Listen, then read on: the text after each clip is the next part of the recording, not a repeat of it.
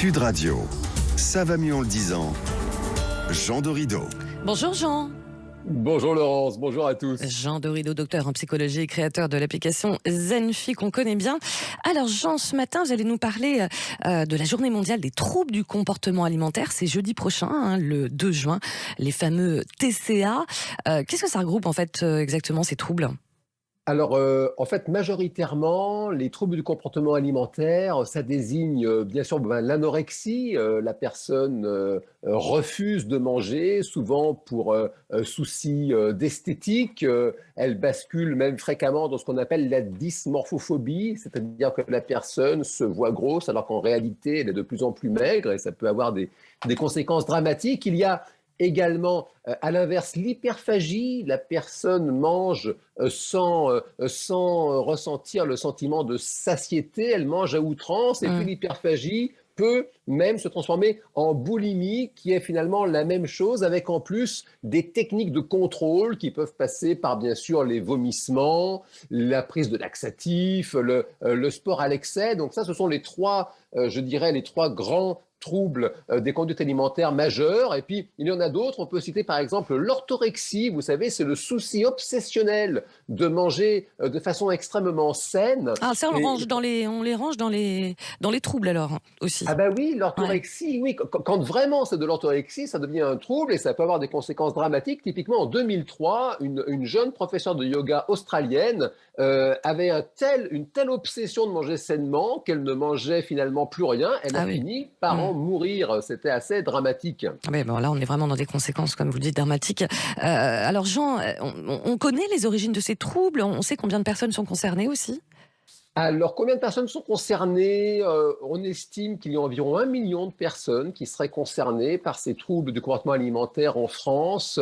La prévalence, comme on dit, c'est-à-dire la proportion, le nombre, c'est un peu supérieur chez les femmes, un peu plus que chez les hommes. Et puis alors, d'où ça vient ? Comme toujours, c'est multifactoriel. Et là, ce serait tellement simple qu'il y ait juste une cause. On pourrait régler le problème. Et là, en fait, non, il y a plusieurs sources de causes. Il y a certainement un terrain biologique, peut-être même un peu génétique.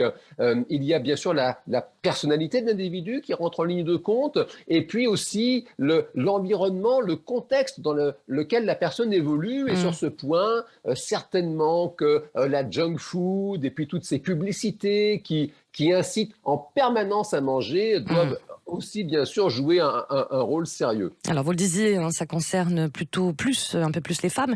Mais est-ce que tout le monde peut développer un trouble du comportement alimentaire ? Eh bien, écoutez, on pourrait dire que dans le doute, il vaut mieux rester quand même, vigilant, notamment dans certaines périodes de l'existence, typiquement l'adolescence. C'est vrai que c'est quand même un moment où le corps, c'est connu, le corps change.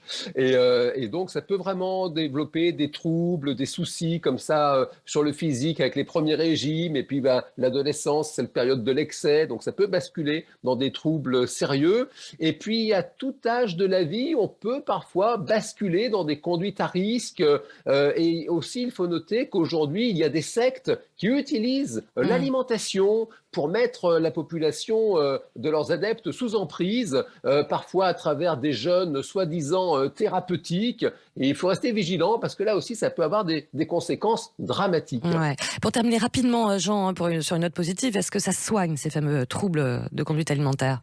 Alors oui, rapidement, Laurence, ça se soigne. Des thérapies existent très efficaces, thérapie comportementale et cognitive, hypnose EMDR. Donc surtout, faites-vous aider si vous avez le moindre doute, parce qu'avec un travail sérieux, vous ne lâchez pas l'affaire et évidemment, tout le monde peut s'en sortir. Voilà, on terminera là-dessus, c'est plutôt bien.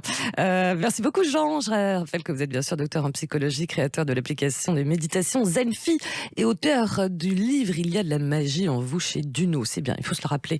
On est tous des magiciens. Merci beaucoup, Jean. Merci, Laurence. À très vite, merci. À très vite.